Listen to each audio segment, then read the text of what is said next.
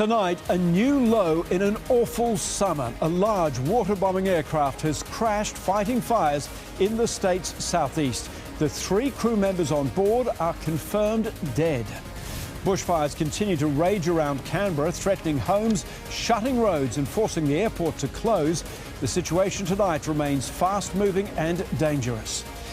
The heat wave hits Sydney, temperatures into the mid-40s. Now, desperate appeals to limit our energy use tonight with little relief in sight.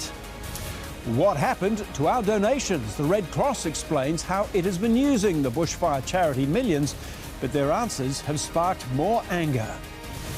A patient is tonight in quarantine in Sydney being tested for the deadly coronavirus after a flight touched down from China. And we sit down with a Kiwi charged with restoring the pride of the Wallabies.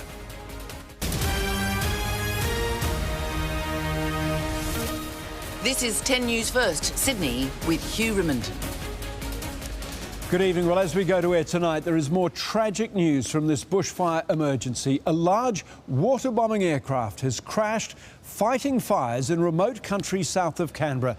There were 3 American crew members on board. None has survived. This as fires continue to burn across the state. We have reporters on this rapidly evolving situation. First to Amber Austin-Wright, who is live for us in Queanbeyan, just outside Canberra tonight. Amber, those 3 crew members, they came here to help and they died fighting our fires. Yes, terribly sad news, Hugh. We can confirm that this military aircraft has been sighted and the 3 crew on board have been confirmed dead. This aircraft and the crew on board had been fighting bushfires in southern New South Wales in the snowy Monero region, which is around 2 hours south of here in Canberra, when they lost contact with authorities. Now, that sparked a large-scale search and there were grave fears for those people on board, but this news just in that those 3 people, Hugh, have been confirmed dead. It's a powerful weapon in the firefight, but this afternoon Zeus dropped off the radar. Seen here refuelling in Tamworth last year, today the C-130 Hercules was attacking a bushfire in southern New South Wales when authorities lost contact. The aircraft has crashed northeast of Cooma. The fire season is far from over, and today, again, we've seen tragic consequences where 3 people have lost their lives. Recovery efforts are focused on rough, remote terrain in the snowy Monero region. The large air tankers are crucial, able to drop huge amounts of water or fire retardant where it's needed most. Today is a stark and horrible reminder of the dangerous conditions that our volunteers, our emergency services personnel across a number of agencies undertake on a daily basis. To the north, our capital is in a state of emergency. We need to evacuate now, so just going to throw some water around the place, hose the chute down and get out, yeah. This is what you've seen recently down in Bateman's Bay and everything like that. It's kind of a bit of a wake-up call for everyone, just not worth sticking around. After 2 fires merged and quickly escalated to emergency warning.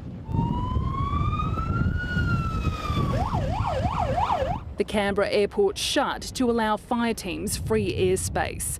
Residents in those suburbs told it's too late to leave. There's no good stressing out about it. When you stress out about it, you get hurt. So just keep calm and follow orders. Fire has also hit Queanbeyan. This black smoke behind us here is toxic, as the fire has just hit a recycling plant and police have told people in this area to leave. You're a little bit worried. It's going away from here, but it still can change in a second. While a large fire south of the capital at Adaminaby is also at an emergency level.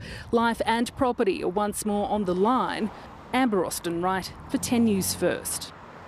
Now, there was also a serious grass fire scare in Sydney's northwestern suburbs this afternoon. Leah Harris is live for us in Box Hill, where a fire flared to emergency warning level this afternoon. Leah, how close did it get to homes? Hugh, the flames came within a couple of metres of several homes here. You can see behind me, these homes are surrounded by blackened ground, but thankfully they are all still standing. Now, this fast-moving blaze kicked off around midday today in the paddock behind me, and that was fanned by those strong, hot winds. Fire crews responded as quickly as possible, but it was the locals here who immediately sprung into action to save these homes. And that included a 23-year-old woman named Katia Serra, who is a local RFS volunteer. Now, she and her father-in-law have actually been away fighting other fires the last few weeks, and today it hit their own property. And as they fought to save their home and others, Katia unfortunately became overcome by the extreme heat and smoke and had to be taken to hospital by ambulance. Oh, she got smoke inhalation and dehydrated, so the ambulance got called. She was fighting the fire down the back here. Scared in my life. I just grabbed my animals and I left because I thought I was going to die in the house. Now, thankfully, she is going to be okay, and so is her home. And the fire has been brought under control here now. Fire crews and fire investigators have been on scene investigating what started this fire. But as that extreme hot wind is still blowing here, it is remarkable that none of these homes were lost here today. Hugh? Lucky indeed. Leah Harris in Box Hill, thank you. The Red Cross says it is now paying out $1 million a day to victims of the bushfires after copping criticism for being too slow to reach people who are desperate for help. Even the Prime Minister is now giving charities the hurry up. He's the man in charge of Red Cross operations, and today, with putting out the firestorm of controversy surrounding charity donations. Of course, we'd be disappointed if people's trust in Red Cross has been eroded by this. The latest numbers, 115 million donated, just 7 million handed out in $10,000 grants to people who've lost their homes. There's more coming. So our plan is to make a grant available to all the people who've lost their homes. But it's taking time. My message to the charities, pull your finger out. From generous donors today. I'm a bit surprised to hear about Red Cross. I just hope it goes to the people that need it. Yeah, not withholding it. No, I don't agree with that. I think it just takes a bit of time and we have to be a little bit patient. The charity says up to 10% of donations will be lost to admin costs. And controversially, some of the $5 million allocated to Red Cross teams on the ground will be used for future disasters. And the balance of those funds will go to support communities affected by bushfires. That's our commitment. That was our intention all along. We want to encourage the charities to get that support to where it's needed as quickly as possible. And it sparked new focus on the charity sector. The Red Cross is split between the Blood Service and the Humanitarian Division, which last year had a budget of $245 million. Now, this chart from their annual report last year shows the amount spent on admin, fundraising, shops, training, marketing, appeals and property. All up, it's $106 million, or 43%, leaving 10% for international aid and just $115 million, or 47%, to help people here in Australia. What we'd ask you to do is judge us by our actions. Promising to stay in fire-ravaged communities for at least the next 3 years. Daniel Sutton for 10 News First. Well, all of us in Sydney have sweltered through a day of body-sapping heat from the Blue Mountains to the sea. We topped 40 degrees in Richmond, Penrith, Campbelltown and Bankstown, even in the eastern suburbs. And despite evening closing in, there is little relief in sight. Temperatures got a running start this morning, hitting 30 degrees even before 10 o'clock. It's a hot one, but the kids are, kids are fine. Myself, I'm 30, so it's not too well for me. And there was no dodging it. Family past the state of origin. As it climbed into the 40s in the afternoon. It's obvious we're feeling the heat, but we can cope, most of us. But, well, it's actually really fun and it's worth it. In full sun, these 200 kids had a ball at a summer footy clinic. Who loves football? Others leapt at the chance to cool off. Jumping in the water, mucking around, and slide all over like the rocks and stuff when the waves come. Even our four-legged friends. This time of year, the water's like 19 degrees, so It's lovely. Then there were those by the beach that were cooking. And it's sweltering. What is it, 10 o'clock and it's like 32? It's too hot. And I'm struggling, but keeping up the fluids, plenty of water. We're just legends, aren't we?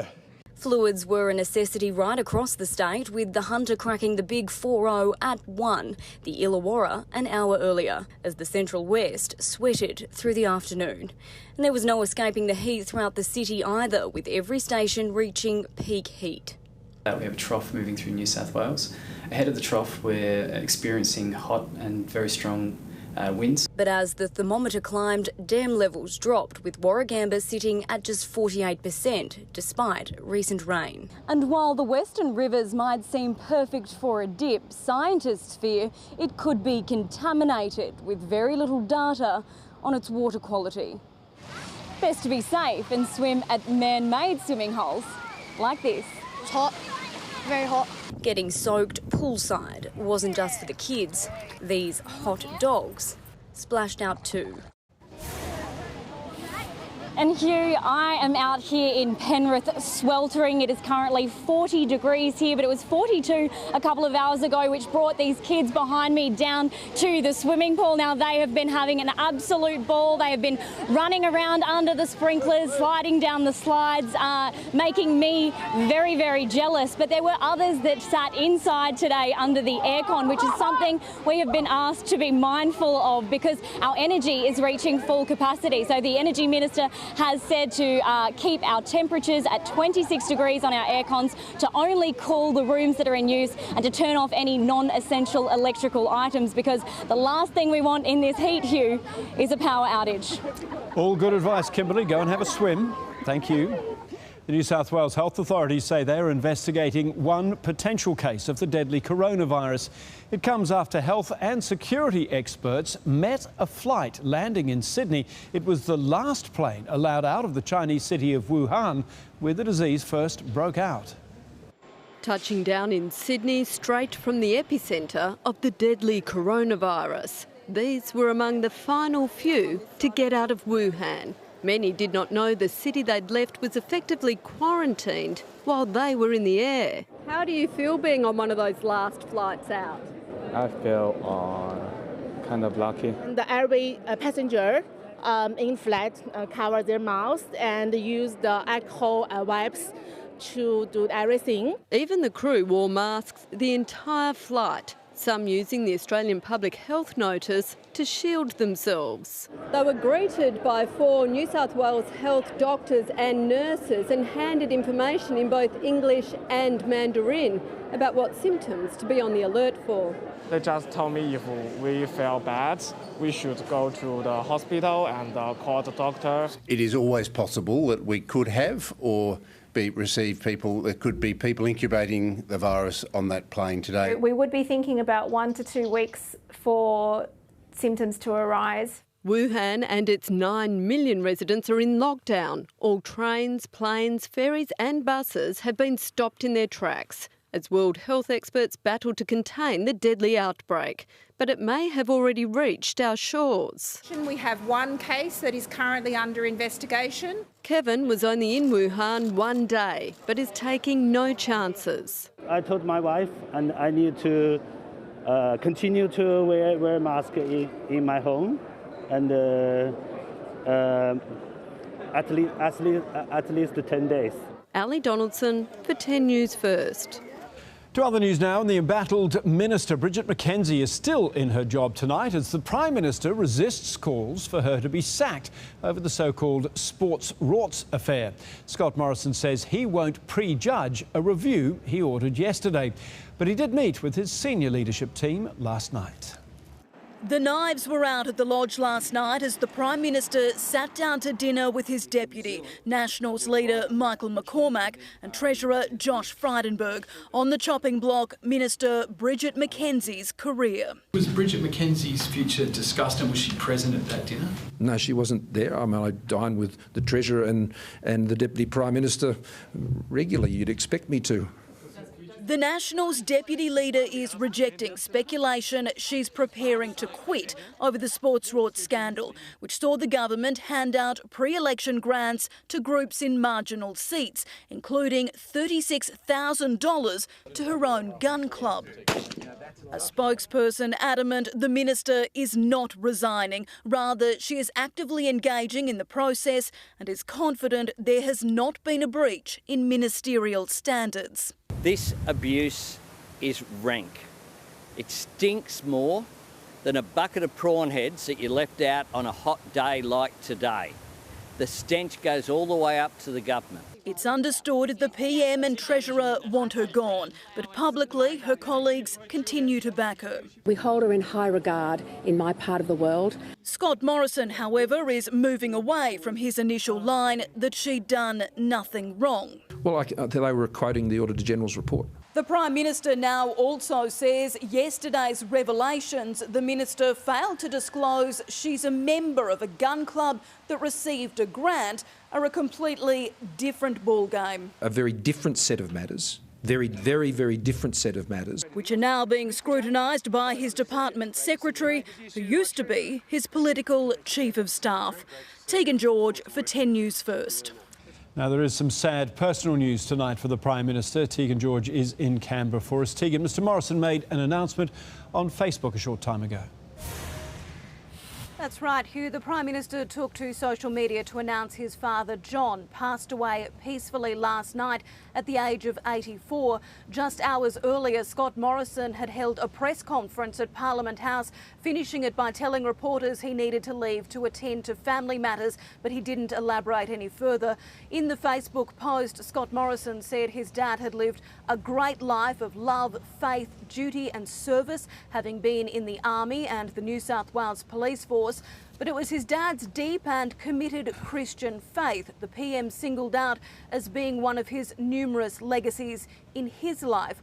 Scott Morrison had pointed to his father's ill health last month when he wished him a happy birthday on the floor of Parliament, saying he was watching on from an aged care facility and they were all thinking of him during a very difficult time. Politicians, as you can imagine, have been very quick to offer their deepest sympathies online to the Prime Minister and the extended Morrison family. Hugh. And our condolences to the PM and his family as well. Tegan George, thank you. Stay with us, still to come, the full horrifying details of the allegations against the Hollywood predator Harvey Weinstein. Also, when Dad goes bad, Meghan Markle's father's explosive interview. Kate Ritchie's husband faces court while the judge says he's lucky he's not in jail. And saying goodbye to a showbiz legend, Monty Python founder Terry Jones.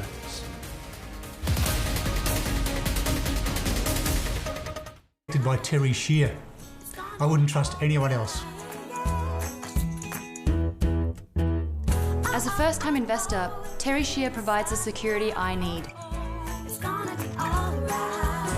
With Terry Shear, we're more comfortable about our investment property. You've got to be with Terry Shear. It's a no-brainer. Call Terry Shear or go online.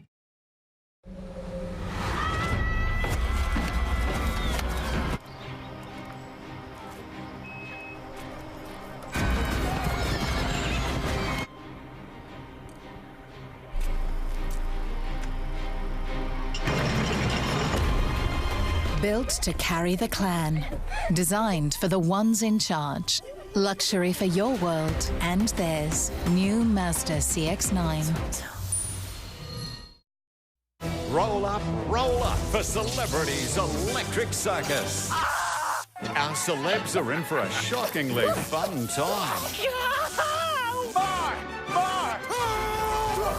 So what you got? An electric circus and another elimination tonight. A major rescue operation is underway right now for a miner trapped underground on Tasmania's west coast. The man was nearly a kilometre down when the shaft collapsed. He hasn't been heard from since. Bad news broke on a bleak Tasmanian morning.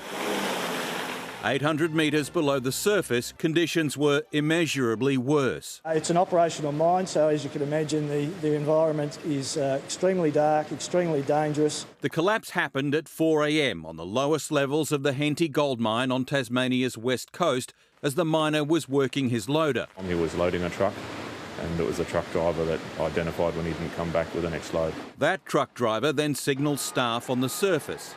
Some of the co-workers went down to one of the lower levels in the mine and unfortunately could not find the missing worker. And that's when he was identified as missing and the alarm was raised. The response was huge. Police rescue, fire search and rescue, Ambulance Tasmania and the bomb squad. Even rescue teams from other mines rushed to help. The bomb response group have a remote control robot which we've fitted some cameras to. And we also have a remote aerial piloted drone which has a heat-seeking capability. The site of the collapse is about 20 minutes drive from the surface. The rescue team began that journey around 1 this afternoon. When they left, they knew almost nothing about the miner's welfare or his location. Unfortunately, there's been no contact since that time at 4 a.m. this morning. I'd just like to say again, right at this point in time, we're all focusing on a positive outcome. The goal was not just to locate him, but to get him out and quickly. We're all very positive that we can do that within a reasonably short time frame. Hours later, that goal continued to elude them. So far, authorities have not released any information about the missing man, except that he lives locally. Then our thoughts and prayers are obviously with the missing worker and his family and the other workers involved at the mine. What is for certain, the mission to find him won't rest until it does. Nick Etchells for 10 News First. Now, Harry and Meghan may have won independence from the royal family, but the feud with Meghan's own father is only getting worse. In a series of revealing interviews in a newly aired British documentary, Thomas Markle gave his own emotional account of his bitter falling out with his daughter. Here's Phoebe Bowden in London. Thomas Markle took hundreds of photos of his daughter growing up. He shot hours of video of Meghan too. I hope you're having the best birthday you've ever had. The estranged father of the Duchess of Sussex says the mountains of footage are just one example of the love he has for his daughter. It's the family that I suppose she's never had. That was an insult, and that was bull. After his daughter was engaged, he was swamped by paparazzi, and he says the royals offered no support. Harry, knowing what his mother went through, should be really concerned about what's happening to me. And that drove him to agree to staged photos in a bid to improve his image. Soon after, Thomas Markle had a heart attack. He didn't attend his daughter's wedding and has not spoken to her since. My daughter told me that when I reach my senior years, she'll take care of me. It's time to look after Daddy. There are a number of inconsistencies in Mr. Markle's story, but what is clear is how much pain it has caused both sides. This is my daughter talking about my grandchild, and I'm not hearing about it on the phone. I'm hearing about it on the radio. And it's far from over. Meghan is suing a British newspaper who published a letter she sent to her father. The next time he sees her could be in court as the defence's star witness. Phoebe Bowden for 10 News First, London. Well, back home, the extreme weather conditions have grounded our chopper tonight, but Marina Ivanovic is still across everything. And as if we don't have enough fires, Marina, there's a truck on fire. Yes, Hugh, there's a truck on fire through Thornley, Pennant Hills Road, just past the Commonara Parkway heading southbound. It's taking out the left lane at the moment with extensive delays behind it going all the way back through to the M1. Roads on the approach really struggling as well, like the Commonara Parkway, Sefton Road, Milson Parade struggling all the way back through to Hornsby. Also, buses throughout the area are being delayed up to 30 minutes. And moving across to the Anzac Bridge, we're seeing a pretty heavy outbound run this evening. Delays are starting from Roselle back into Piedmont. I'm Marina Ivanovic in the Victoria's Basement Traffic Centre. Let's go to the weather now with Tim Bailey. And Tim, days don't get much hotter or sticky than that, do they? No, there is nowhere on the planet that is comfortable at 40 degrees, and Sydney hit that today. It was hot as soon as the sun came up, and that was Cronulla, Vaz Harris down there. If you're in the sea, that was the place to be. 41 degrees was our maximum today, and I'll frank that by bringing up the temperatures for you right now. And there it is. That was our first time above 40 degrees in 2 years. If you're wondering what our record is, it's 45.3, and that was done in January 2003. Currently it's 36 degrees. These are the temperatures today. Broken Hill 30 degrees, 43 Sydney Airport, 10 at Oberon, Wagga Wagga 28 degrees and Nowra 40.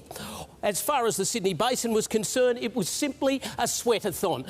Katoomba 33, Penrith 42, 41 at Campbelltown, Gosford 41 degrees and 39 at Terry Hills. Hugh, it'll still be around 30 to 31 degrees at midnight. Chuck away the doona, Tim. We'll see you later on in the bulletin. Coming up next, bad news for elderly Australians as waiting times for nursing homes blow out. And how your phone will soon help keep you safe at the beach during summer. Today's petrol prices around the suburbs of Sydney. The cheapest we were able to find was $1.32.9. That was at Fairfield. The average price across Sydney is $1.45. We'll have the all-important Australia Day petrol price prediction a little later in this bulletin.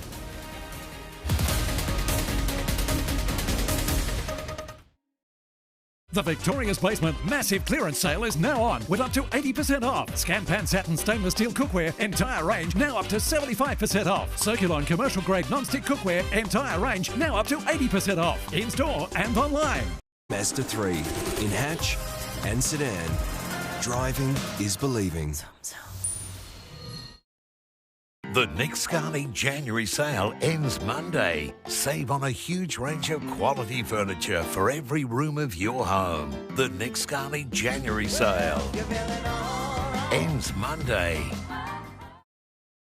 Introducing Macca's delicious new McVeggie burgers with a crunchy potato, cheese and veggie patty, fresh lettuce, creamy mayo and our famous pickles. Now there truly is something for everyone.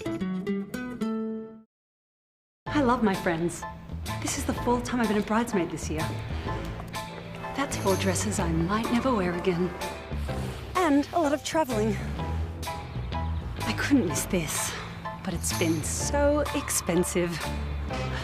Good thing is, with my Citi credit card, I can pay it off in an instalment plan with smaller, fixed monthly payments. It's like buy now and pay later, but for anything.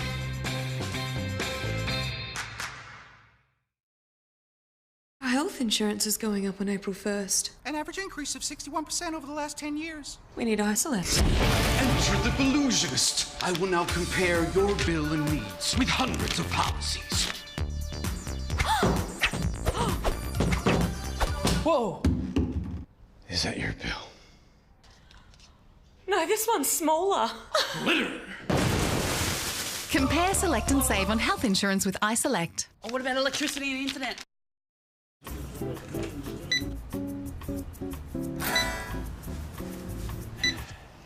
Old hobbies need new homes. I'll take them. Gumtree. Long live local. Welcome back. A woman was allegedly caught drink driving behind the wheel this morning during a police media conference on road safety. The driver was pulled over at an RBT, returning an initial result of 0.106. It happened while police were launching Operation Safe Return ahead of the Australia Day long weekend. The people of New South Wales have seen enough trauma over this summer to last a lifetime. Let's not add road trauma to the devastation and loss of life that we've had to suffer. Double demerits will come into effect from tomorrow evening, and police are warning they will be out in force until it all ends up on Monday. Actor Kate Ritchie's husband Stuart Webb has copped a dressing down from a magistrate who says the former footy star is lucky he hasn't been sent to jail for his appalling driving record. But the 39-year-old escaped with a good behaviour bond for getting behind the wheel despite having a cancelled licence. How's your relationship with Kate Ritchie? Well, late last year, the home and away star took out an AVO against Webb, who was also sentenced for drink driving. He's not allowed near Richie within 12 hours of consuming alcohol or drugs. As the Democrats kick off their opening arguments at Donald Trump's impeachment trial in the US, he has launched a spirited defence at the World Economic Forum in far-off Switzerland. He's labelled those prosecuting him as corrupt sleazebags. Eamon Ashton-Atkinson reports from Davos. He may have been on the world stage in Switzerland. We have a great case. But Donald Trump's focus was clearly on the Democrats who were demanding he be sacked. No, I'd sort of love to sit right in the front row and stare at their corrupt faces. His advisers had hoped the president's appearance in Davos would overshadow his impeachment trial in the US Senate. Their boss had different ideas, veering off topic to unload on the two Democrats leading the prosecution. These two guys, these are major sleazebags. They're very dishonest people. Then an interview where he heaped praise on Tesla founder Elon Musk. And he's also doing the rockets. He likes rockets, and he does good at rockets too, by the way. Before jetting back to Washington, tweeting and retweeting more than 130 times in less than 5 hours. Now the blizzard that is Donald Trump has left the snowy town of Davos. It finally gave some clear air for other members of the world's elite to try to generate some headlines themselves. It was a meeting of minds between Greta Thunberg and another climate change activist. It's taken many years to get used to.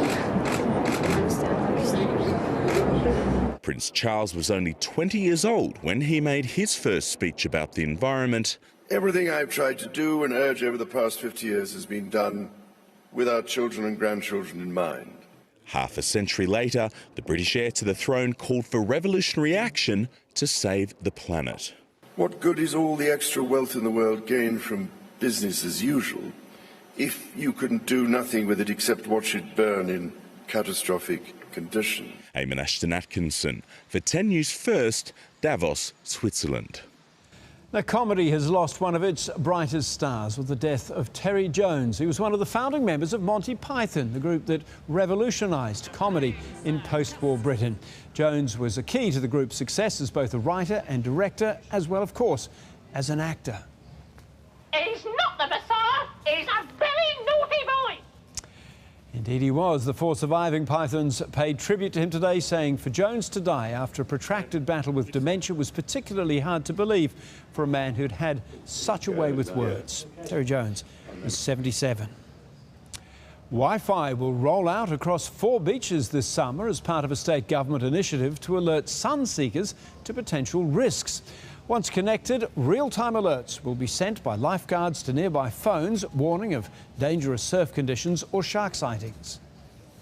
It complements other technology like the drones that we're using on our beaches as well, which will identify, where sharks are, where currents are. Bronte, North Cronulla, Byron Bay and North Wollongong will be the first to trial the technology, which will switch on this Saturday. We'll cross live to RFS headquarters for the latest on that terrible news of firefighting aircraft crashing with all 3 on board south of Canberra. A huge leap forward in the treatment of chronic pain, why relief could soon be on the way. And the Sydney suburbs outperforming the rest in the property market.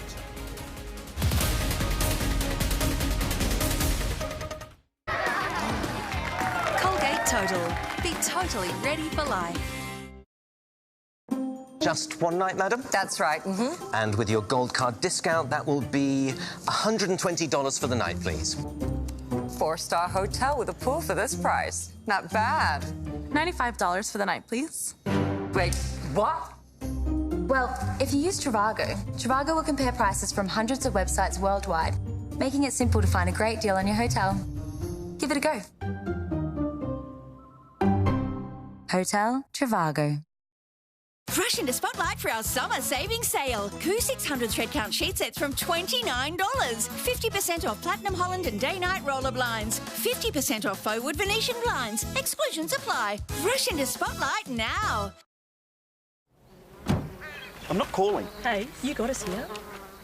Hello, Amy. We're a little bit stuck. Whereabouts? We're in the middle of whoop whoop. We're right up by Ship Creek. OMG, Dad, up Ship Creek. No, Ship Creek, ship. Up Ship Creek, get Amy Roadside Assist free for a year with any new Amy comprehensive car insurance policy before January 31st. You're with Amy. Hey, did you pack the tent? Yeah, I packed everything. I even bought you these carrots, just in case you got hungry on the way. Could I please get a McVeggie burger, and did you want anything, or are you good with those carrots? With a crunchy potato, cheese and veggie patty, fresh lettuce, creamy mayo and our famous pickles. Macca's new McVeggie burgers mean there truly is something for everyone. They think they know Survivor. They better think again.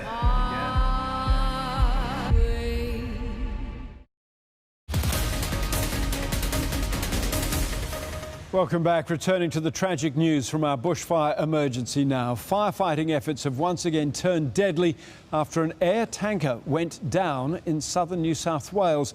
Alice Hogg is live for us at the Rural Fire Service headquarters tonight. Alice, 3 crew members have died. What more do we know?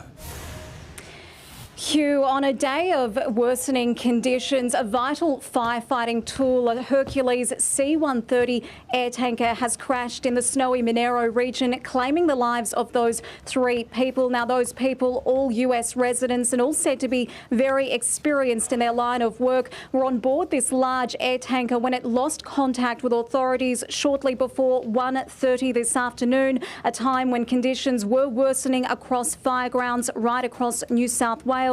Now, it did take some time for crews both on the ground and in the air in helicopters to locate this wreckage. They were searching an area to the northeast of Cooma, where we know wind speeds of about 100 kilometres an hour were recorded today. Now, since this crash, the aircraft's owner, Coulson's, has announced that it is grounding its large air tankers as a precaution, as an investigation is now being launched into exactly what has gone wrong here.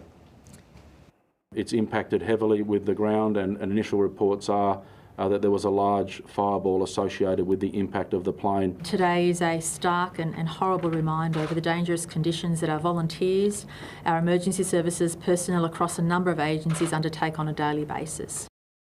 Now, this has happened as firefighters have been battling against soaring temperatures, strong winds and low humidity, conditions which together have only been helping fires to rapidly spread throughout the day. The main areas of concern today have been fires on the south coast of New South Wales and around Canberra as well. As it stands tonight, we still have 3 fires on the south coast burning at an emergency warning level. It is expected conditions will start to ease off tomorrow, but firefighters still have a difficult few hours ahead of them, so they certainly can't rest up anytime soon, Hugh.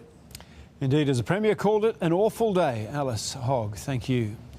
Now, Sydney, as we all know, is the most expensive city in Australia, at least when it comes to property, and it has just got a little pricier. Our property market is bouncing back. Will the trend continue? Charlotte Goodlett has the finance details. A new year, a new decade and a new housing boom could be knocking at the door. Property prices almost back to their blistering best. We are seeing a rebound in that national house and unit price figure. Domain's December quarter figures finding an average home costs just under $810,000. That's a jump of 4.2% and is just $10,000 short of peak prices from 2 years ago. In Sydney, there hasn't been such a big jump in one quarter since mid-2015, with houses rising by 5.7% to more than 1.14 million and units up by 4.3%. It's annual growth, which hasn't been seen in the Sydney market for 2 years. What we have seen are house prices have regained almost 2/3 of the value that was lost during that downturn. The top growth suburbs for houses include Norwest, Marsfield, Parramatta, Dee Why and Lynfield. The growth is being put down to record low interest rates, looser lending conditions and post-election certainty. But whether it will keep escalating remains to be seen. I think what we've seen over the past 6 months or so is a bit of pent-up demand and very low volumes for sale. That's changing. The big question now will be what happens when the Reserve Bank meets in less than a fortnight. Yesterday, most were tipping a further cut in February, but due to job data released today being better than expected, many economists think that will be pushed back. Unemployment has fallen to a 9-month low of 5.1%, while almost 29,000 new jobs were created. And while that might sound like good news, the fact it lowered the odds of a rate cut impacted the market, the All Ords finishing the day 50 points down. Keep in mind this does come after 7 days of record highs, and up until yesterday, the market was having its best month in 8 years. Charlotte Goodlett there, and Matt Burke joins us now with sport. And Matt, a Kiwi is set to take on one of the toughest roles in Australian sport. Yeah, that's right, Hugh. Good evening. We go one-on-one with the new Wallabies coach after the break. Plus, Aussie John Millman playing mind games before his third-round match against Roger Federer. And Man United stumble again with home fans not happy, leaving early and booing their team.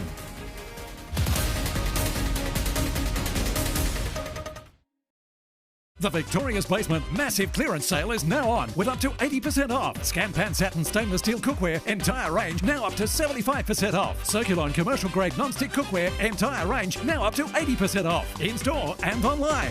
It's right around the country by making it fun to eat well and be active. It just shows them just how much fun it is getting outside and having a run around with your mates. Tens of thousands of kids are already having a blast playing Woolworths Cricket Blast, and we hope even more will join them. Encouraging Aussie kids to be healthier. That's why I picked Woolies. Our health insurance is going up on April 1st. An average increase of 61% over the last 10 years. We need Isolect. Enter the Belusionist. I will now compare your bill and needs with hundreds of policies. Whoa! Is that your bill? No, this one's smaller. Litter! Compare, select and save on health insurance with iSelect. That's your current life insurance. When I hurt myself, I was actually hedging. I had a tear in the bicep, a tear in the rotator cuff, and another tear at the back of the shoulder. I was off work, couldn't use my right arm at all. I was in a sling. It was a nightmare. It really was a nightmare. So I decided to go to Carol & Day Lawyers. They advised me to get my injury operated on, and I got my shoulder fixed. And then Michael Barnes from Carol & Day got an insurance company to pay for everything. Now that I'm back to normal, I'm looking forward to the future. Hungry Jack's new Grill Masters Chorizo. Our thickest, juiciest Aussie Angus with premium flame grilled chorizo and smoky barbecue sauce on a brioche bun. The new Grill Masters Chorizo, now delivering with Menulog.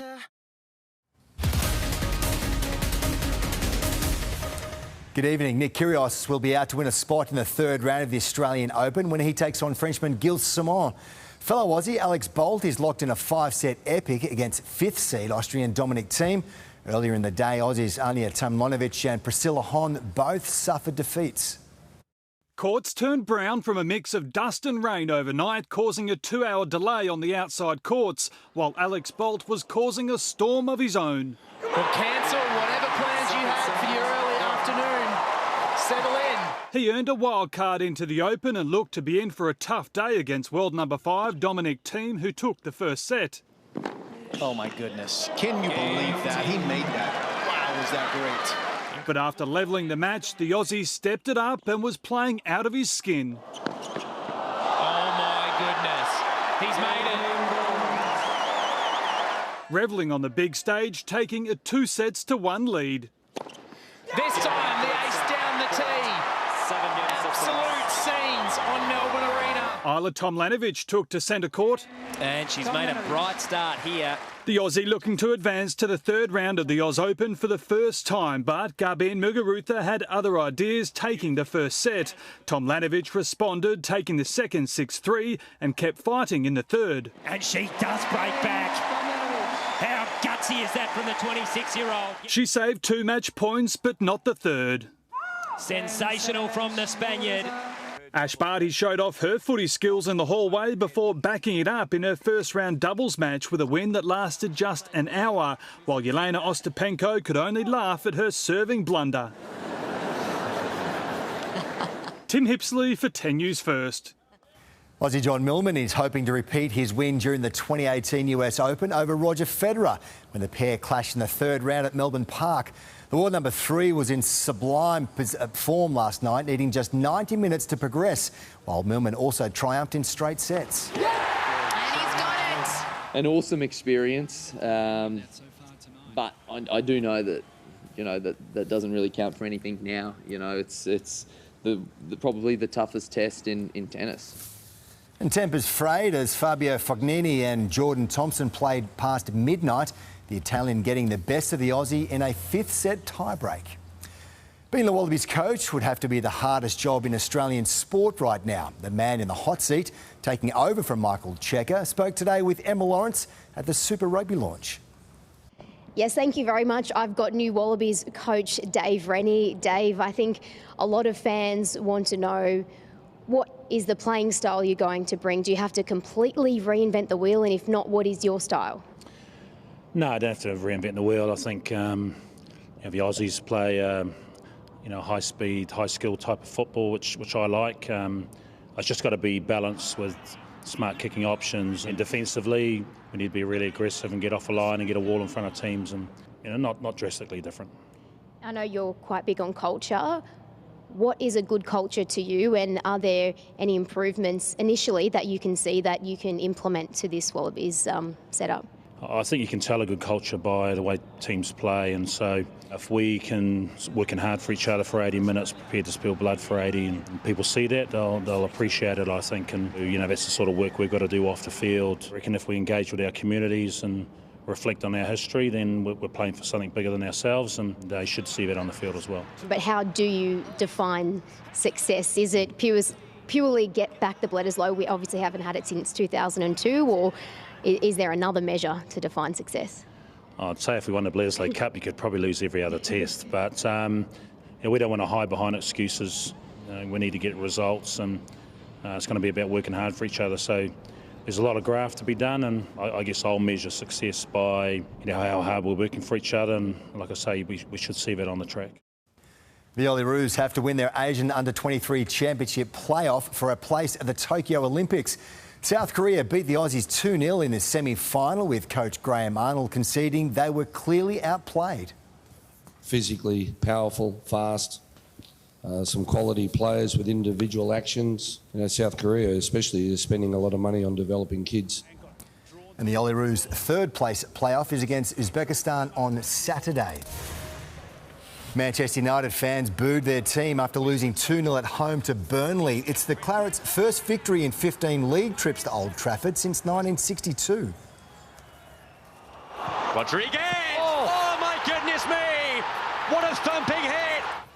And Leicester bounced back from the shock home loss to Burnley last weekend, toppling West Ham 4-1, while Tottenham overcame bottom-placed Norwich 2-1 and climbed to 6th on the ladder. Hugh, they sit 1 point behind Manchester United, so they're sitting OK. My money's on Burnley. Well, 2 from 2. Form team. Thank you, Matt. Coming up next, the medical breakthrough that's set to bring some much-needed relief for Australians suffering with chronic pain. And what am I doing in this suit? It's still 34 degrees at Bronte right now. The weather wall, fair to say, it needs a double dose of deodorant. We sweat our way through the latest after the break.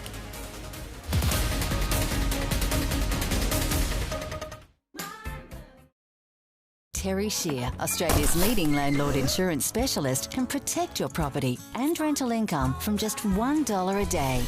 As a first-time investor, Terry Shear provides the security I need. Call Terry Shear or go online. The Nick Scali January sale ends Monday. Save on a huge range of quality furniture for every room of your home. The Nick Scali January sale ends Monday.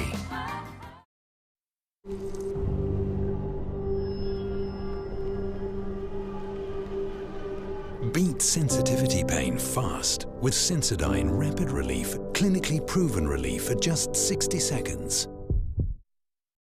health insurance is going up on April 1st. An average increase of 61% over the last 10 years. We need Isolect. Enter the Belusionist. I will now compare your bill and needs with hundreds of policies.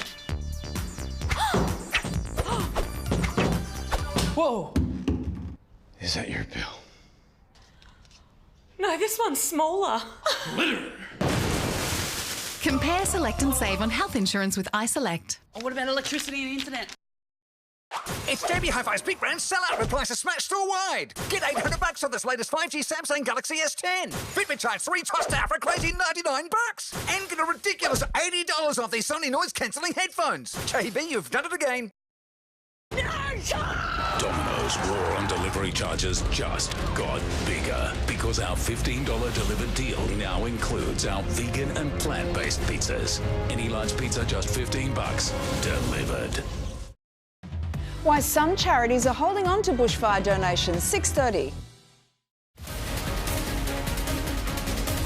Welcome back. Now here's Tim Bailey with some more on the weather. When are we going to get some relief from the heat, Tim? I'm going to break it to you gently, Hugh. I don't think Sydney's going to sleep tonight. We just saw that it's 34 degrees at Bronte. How about I let you know that at midnight tonight it's likely to be 31 or 32 degrees. What about 3 a.m? Well, how does 28 or 27 degrees sound? And 6 a.m, 25 degrees. We won't see a southerly change until tomorrow morning around about 6 or 7, so we're stuck with it. Let's dive into the clouds, have a look at what is happening, and there's plenty to talk about. You can see thunderstorms and plenty of rain booming across northern Australia in a low pressure trough, and also you see the cold front moving through. There's a couple of them, one through Bass Strait and into the Southern Ocean, and a whole heap of cloud out into the Tasman Sea. Troughs fire up thunderstorms and rainfall across districts of New South Wales as well. Speaking of which, we have a severe thunderstorm warning right now for the northwest slopes and plains, the northern tablelands, parts of the mid-north coast and the Hunter Valley, and dangerous winds all the way from about the Snowy Mountains up to Scone in the Hunter Valley with blasts up to 90 kilometres an hour. Let's have a look at the weather map for you now. That was a shocker of a day, wasn't it? And let's see the troughs. Horseshoeing again right around Australia, up in the north, bringing plenty of rainfall and thunderstorms. Troughs and a cold front move through New South Wales. All the hot wind ahead of that. Boy, didn't we know about that. Dust storms in the west. Little bit of dust coming to the coast right now too. Smoke haze in the air and heat, prickly heat. Can we find a raindrop? Drips and drops across rooftops and crops. Predicted precipitation, there it is, right across the north, up in the Northern Territory, Queensland getting lots of rain. Most of the state covered in rain cloud, and good news for New South Wales. From the south coast up into the Queensland border and into inland northern areas of the state, a little bit of rainfall. Where do we get relief then? If the heat's not going anywhere for the next sort of 20 hours, what do? Well, we come to you, and some of your shots are fabulous. Let's take you out to Gunning. Cowboy cattle country it is, and that is Jessie JJ, the Longhorn Texan, and look at that, the smoke, the dust, the drought, summed up right there. I can tell you she's alive, she's well and well fed, and I'm not going anywhere near those horns. If you've got them, folks, share them with me on this big screen that's got to be seen. Hashtag Daily Bailey and SW on Instagram. Pull out your phone right now, follow me at Daily Bailey 10. Go on, I know that phone's never far away from you. Right now, well, this is how they cooled off at Narrabri today. Pernell Alexander, she's won one of our competitions to the Cook Islands. What about this one? This is a cracker. I'll have the stubby, sir, he says, in the lake. We'll put the telly on the esky and everything's okay until old mate pops in the four-wheel buggy. Cracking stuff. Hello, Narrabri. Hope you're cool and well. Let's make it rain. And this was the only way to stay cool. The Penguins at Taronga Zoo had the right idea. CAC Sydney was there. Follow me, folks. Daily Bailey 10 on Instagram. It's a whole heap of fun. G'day, Penguin. You had the right idea. OK, find your forecast. It'll be a pleasure. Broome tomorrow, 34 degrees. Showers across the north. Darwin down into Cairns, 32 degrees. Windy in the Alice, 36. Canberra, 29 degrees, fine and sunny. Melbourne, 24. Hobart, 22 degrees. And Brisbane, 32 degrees. All right, New South Wales looks like this. Down in temperatures. Broken Hill, 27, 28, and some rainfall. Dubbo, Newcastle. Look at this. Some storms, 34. Tamworth, 32. And Lismore, 35 degrees. Sydney Basin then comes up just like this. And a bit of rain tomorrow. Beauty, 33 Penrith, Campbelltown 31 degrees, Sydney 28 degrees, 13 degrees cooler. The official forecast, yeah, 28 degrees, way better than what it is right now. 7-day forecast coming up in 25 minutes. On tonight's top stories, they came from the other side of the world and died fighting our fires. The wreckage of a large water bomber has been found south of Canberra. An RFS volunteer left in hospital after defending her home in northwest Sydney. We'll have the latest from our own fire front. And after a day in the mid-40s, there's still no relief in sight across the suburbs, at least not yet. Well, it has now been confirmed that the wreckage of a firefighting plane has been found. The large water-bombing aircraft was brought here to help from North America. It has crashed in remote country south of Canberra. There were 3 crew on board, all US residents. None of them survived. All of this as fires continue to burn across the state. Amber Austin-Wright resumes our coverage. This is Zeus, fighting fires at Bundanoon in the Southern Highlands just weeks ago. Now all that's left is his tail, and among the wreckage, a crew of 3. It's impacted heavily with the ground, and initial reports are that there was a large fireball associated with the impact of the plane. The team were fighting fires in the snowy Monero and dropped off the radar north of Cooma. It is still an active fire ground. And it did take some time with the use of ground crews and a number of aerial surveillance platforms to try and locate the wreckage of the plane. Most of our big air tankers are supplied by a United States company. Coulson Aviation will be sending a team to the site to assist. We are deeply saddened. The large air tankers are able to dump large amounts of water or fire retardant where it's needed most. Helicopters were buzzing over our capital today, part of the fight there. We need to evacuate now, so just going to throw some water around the place, hose the chute down and get out, yeah. This is what you've seen recently down in Bateman's Bay and everything like that. It's kind of a bit of a wake-up call for everyone, just not worth sticking around. Canberra Airport shut as 2 fires merged and raced towards homes. Residents in several suburbs were told it's too late to leave. There's no good stressing out about it. When you stress out about it, you get hurt. So just keep calm and follow orders. Further south, fire has also hit a recycling plant near Queanbeyan, with toxic black smoke spreading through the area. Hot and windy conditions fanning flames too in Adamittaby. The weather causing problems on the northwest fringes of Sydney, with Box Hill on high alert for an hour before fire crews managed to control the flames. Amber Austin-Wright for 10 News First. And Amber is live for us tonight in Queanbeyan, just outside Canberra. Amber, what is the latest on that air tanker crash? Well, Hugh, it is incredibly sad news that this military air tanker has been sighted and the 3 crew on board have been confirmed dead. The fact that they're from the US and they were here to help fight our fires is hard to take. You might be able to see some pictures that have just come into the newsroom of the crash site. Quite heartbreaking. It is hard to understand, and there has just been so much tragedy we've seen over this entire bushfire season. Firefighters had already been dealing with a difficult day today. The wind conditions and the high temperatures had really made it hard. There was a couple of bushfires that merged together here near the capital in the north and south of Canberra, and here in Queanbeyan. It even forced Canberra Airport to shut. It's been a very difficult day. We've got a warehouse or a workshop just down the road there, so that's the main reason why I came up and had a look. We can see some fires. Are they bad? Yeah, they're bad. It's pretty devastating, pretty horrible. So I just hope everyone's okay. Hugh, we had been hoping that the worst was behind us in this horror bushfire season, but we've been tested again. Absolutely tragic news that we've seen come out of southern New South Wales today. No doubt about that. Amber Austin-Wright, thank you. A rural fire service volunteer was injured fighting a grass fire in Sydney's northwest this afternoon. Leah Harris is live for us tonight at Box Hill. Leah, what happened? Hugh, this blaze started in the paddock behind me around midday today and spread very quickly, fanned by those strong, hot winds. Many homes here quickly came under threat as residents could see those flames coming within metres of their back doors. Many of them immediately sprung into action to protect their own properties. Among them was a local RFS volunteer who had to fight to save her own home and unfortunately became overcome by the heat and intense smoke, and she was taken to hospital by ambulance. There was also a group of tradies nearby when the fire started who immediately grabbed buckets to try and douse those flames. She got smoke inhalation and dehydrated, so the ambulance got called.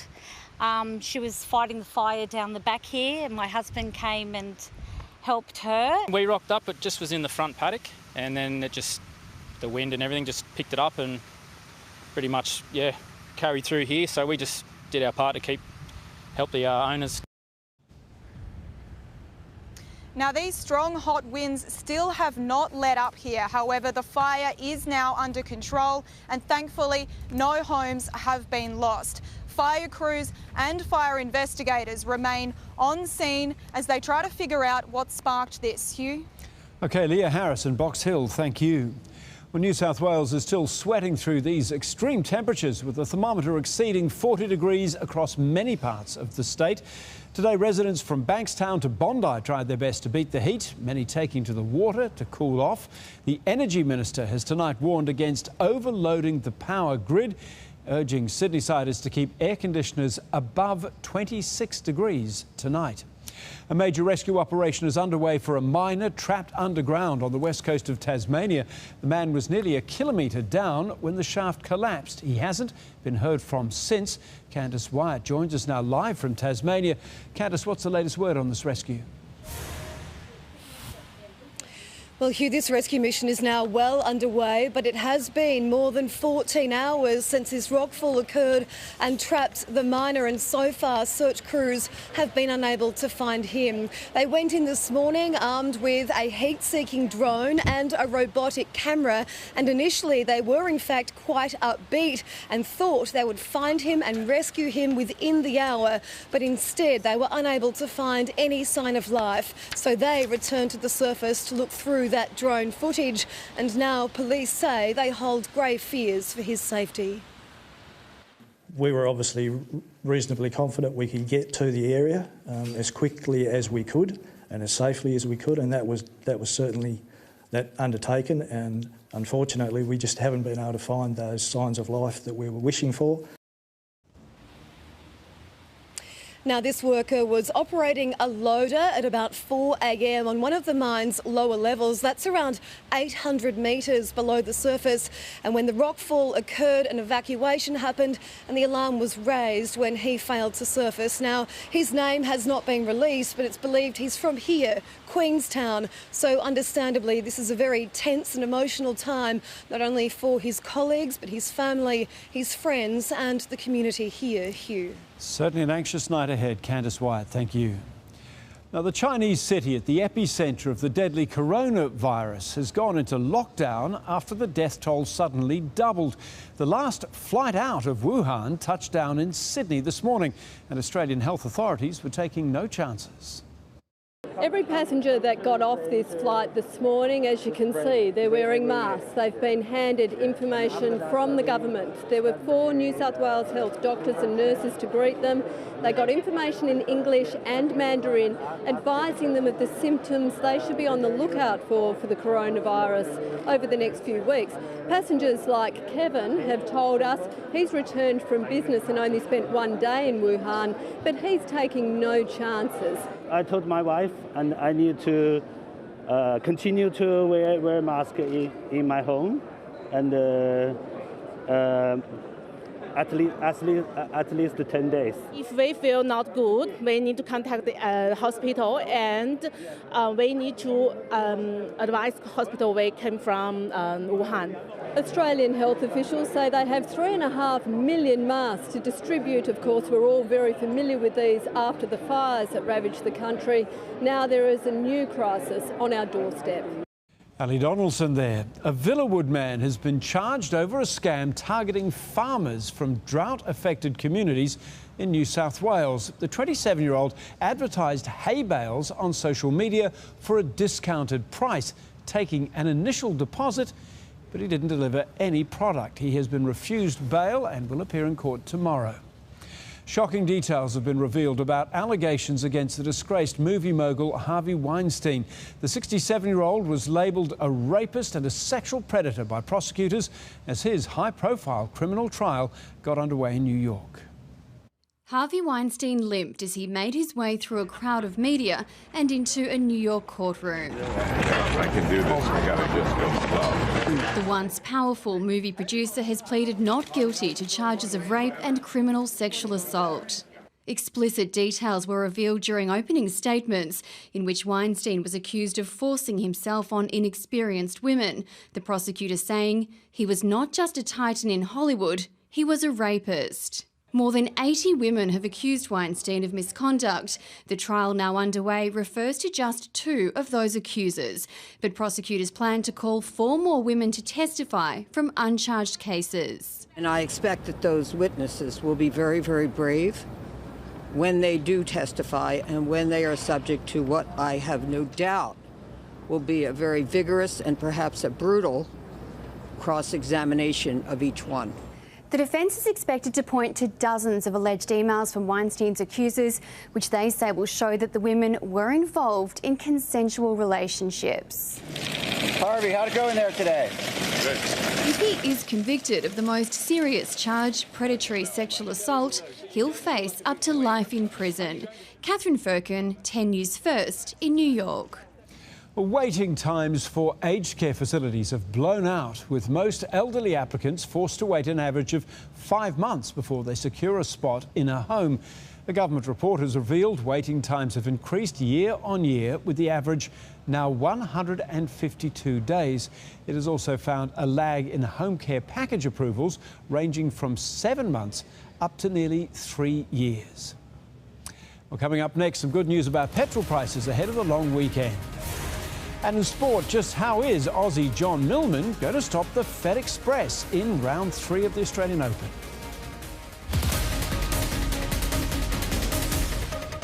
sw.edu.au. Be industry trained, be in demand, be ambitious.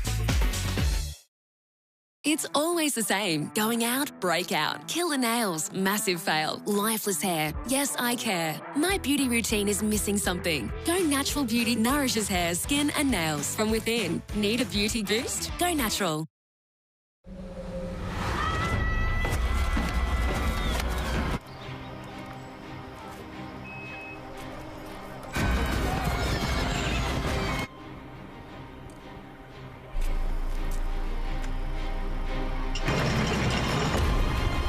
Built to carry the clan. Designed for the ones in charge. Luxury for your world and theirs. New Mazda CX-9.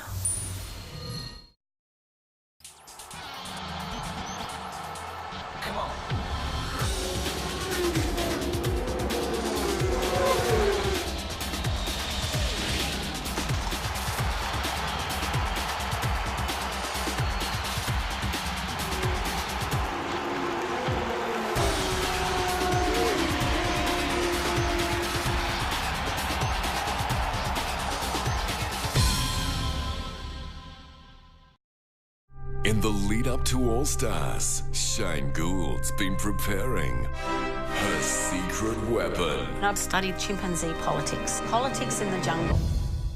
And I think I can see quite a lot about how chimpanzees relate. It's like some people on my tribe. I'm ready for the monkey business. Survivor All Stars starts Monday, Feb 3.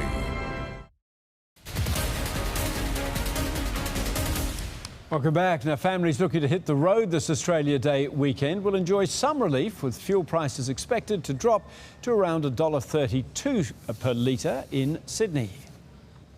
It'll get down to about $1.30, $1.31 over the next week or so. So some good news heading into the long weekend. Really important as we're trying to encourage families to go away for the holidays to spend some money in those areas. Excellent ambition. The low prices are expected to extend into the middle of next week. It's time for more sport now with Matt Burke. And Matt, Nick Kyrgios will have to fight French flair with a little Aussie flair. Yeah, that's right, Hugh. He's on tonight. Kyrgios' next challenge is Frenchman Gilles Simon in the second round of the Australian Open. Wildcard Alex Bolt looked to be in for a tough day against world number 5 Dominic Thiem, but the Aussie produced some incredible highlights of his own.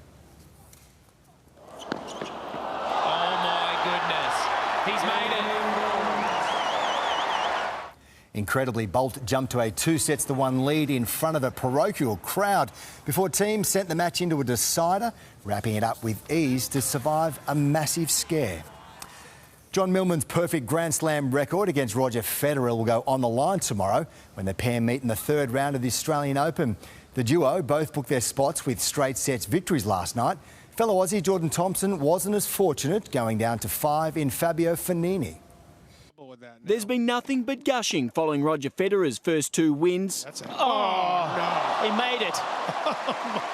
Just shake hands. Wow. You looked absolutely phenomenal out there tonight. The world number 3 so far barely been challenged. Well, flawless from Federer. But now the 20-time Grand Slam champion must face the people's champ. And he's got it. John Millman seals the deal. He's from this country, so naturally also it's going to be different intensity, so I think this is going to be a good test for me. The crowds in the cheap seats have wheeled Millman through the opening rounds and now, somewhat unfortunately, on to centre court. There's a lot of corporates that sit at Rod Laver. I'm one for the people. I might ask Craig if we can schedule it out here on Melbourne Arena. More so just to throw a spanner in the work for Roger, because I don't know if he's, I don't know if he knows the other courts. Millman hoping for a repeat of his upset from the 2018 US Open. If lightning strikes twice, I wouldn't say no to it. I almost passed out when I played against him in your city in New York. It was so hot. It was a tough loss, but at the end of the day, you know, one I forgot fairly quickly. No racket was safe as Fabio Fognini and Jordan Thompson did battle for 4 hours. Frustration's boiling over, you can understand it. The Aussie fought back from 2 sets down, but ultimately fell in a tiebreak. Then it's more sweetie, because it's too easy winning 3 sets. Serena Williams' charge towards Major 24 continues, mounting a campaign built on song and dance. That's you in the yellow, second row. Coco Golf in the front right. Tim Morgan for 10 News First. New Wallabies coach Dave Rennie has a message for his players. Get ready to run. The former Chiefs and Glasgow coach will put an emphasis on fitness if they're to compete with the best in the world. If our conditioning falls away at a crucial moment defensively or on attack, then you finish second. And new fans will like the hear of this one. Rennie will play a more balanced game plan with more emphasis on community rugby. Hugh, I'm very much looking forward to 2020 season. There's one Kiwi you'd get behind, I reckon. There you go. So I think it had to happen eventually. Coming up next, Tim Bailey's back with more weather, including when this heat will finally break. And the revolutionary research that could change the lives of Australians who struggle with chronic pain.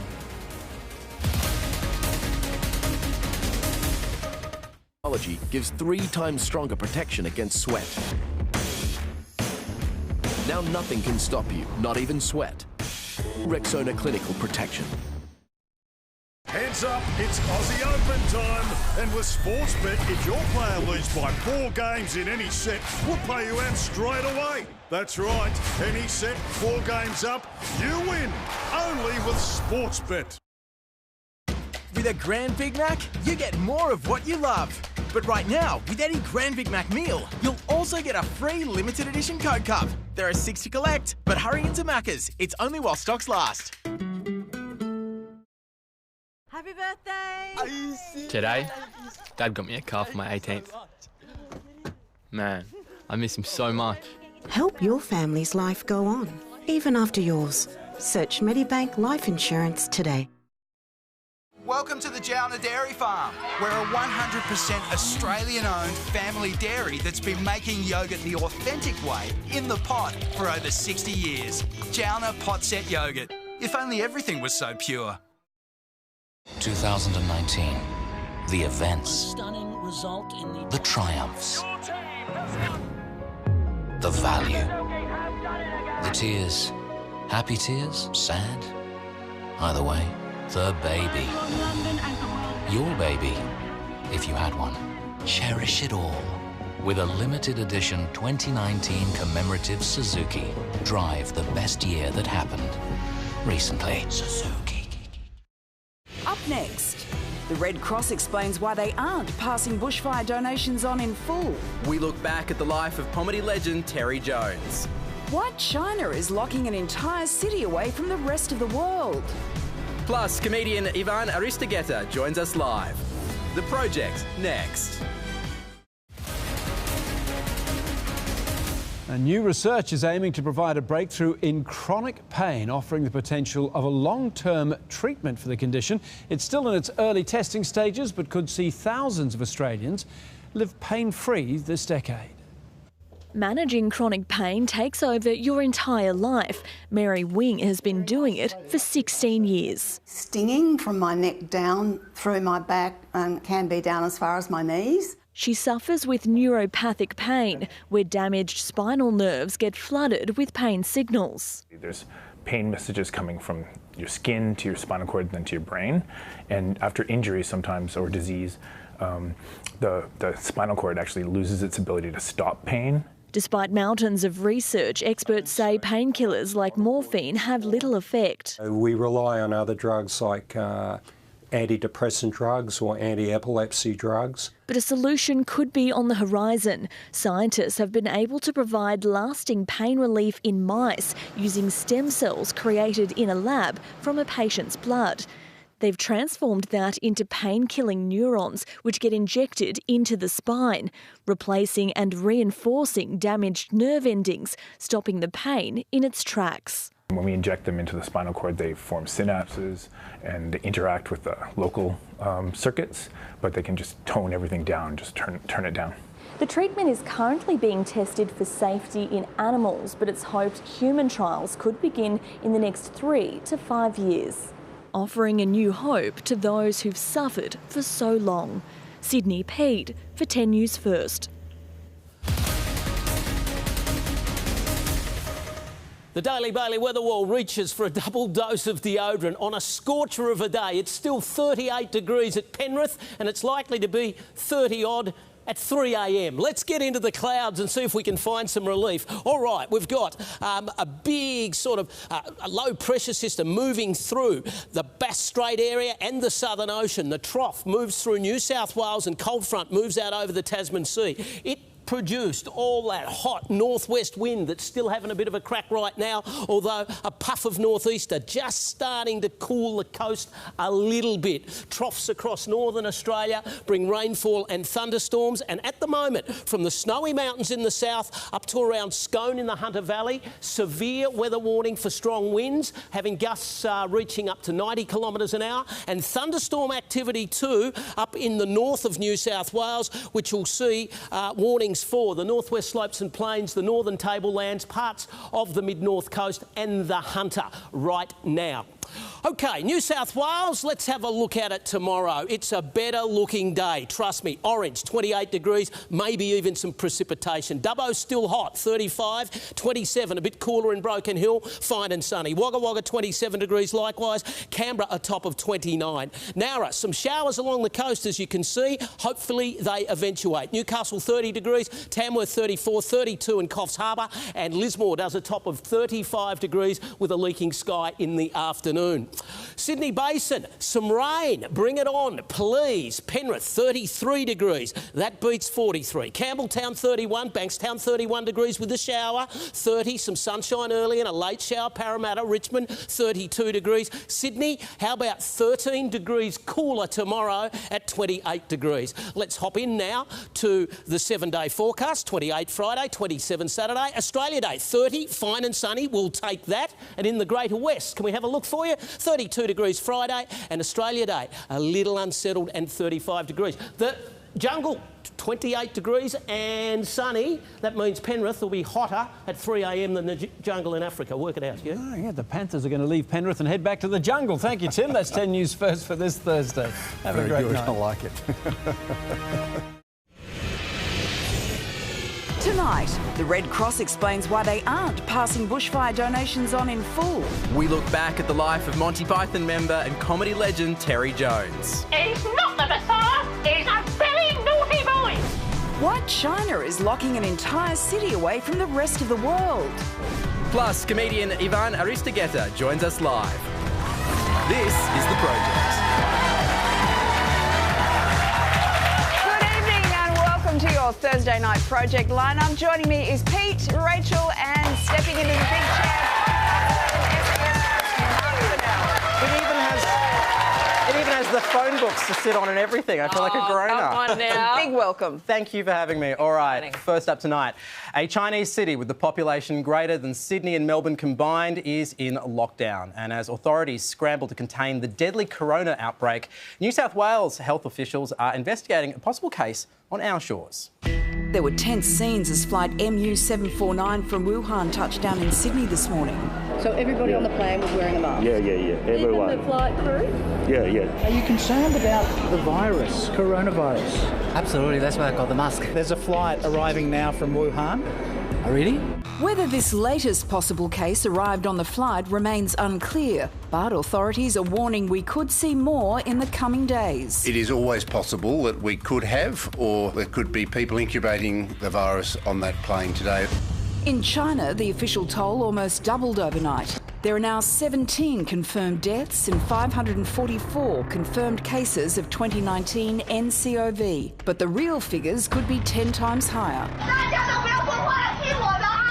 In Wuhan, ground zero for the coronavirus, this vision is believed to show health authorities being overwhelmed. While this morning, travellers rushed to catch the last few flights out of the city before it went into lockdown.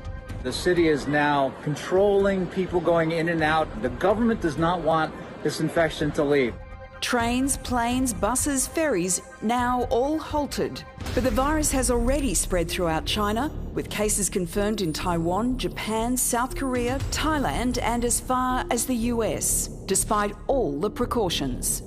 People can get by screening who, in fact, are in the very early stage of infection and they don't have any symptoms. It couldn't really have come at a worse time for them. It's the biggest human migration on Earth, the Chinese Lunar New Year.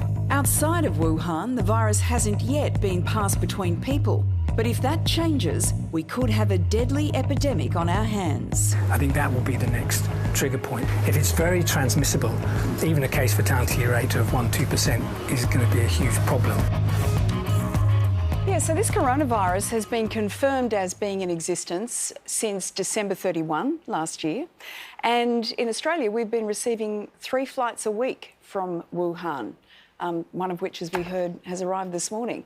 So really the impact of it, we're not going to know for some time, are we? Well, the scary thing is that 2-week period where you don't have a clue if